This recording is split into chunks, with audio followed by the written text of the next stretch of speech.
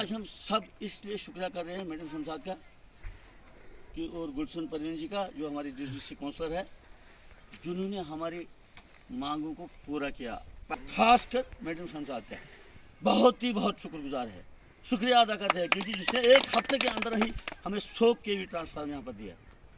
हमारे power development के minister वकार साहब भी आए, उन्होंने भी जलसा किया, लेकिन हमारा ट्रांसफार्मर जो 63 kV 1996 में हमने दिया था, उसको कोई भी अपग्रेडेशन नहीं कर सका।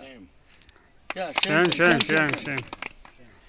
तो आज हम सब इसलिए शुक्रिया कर रहे हैं मैडम शमशाद का कि और गुलशन परवीन जी का जो हमारी डिस्ट्रिक्ट काउंसलर है, जिन्होंने हमारी मांगों को पूरा किया।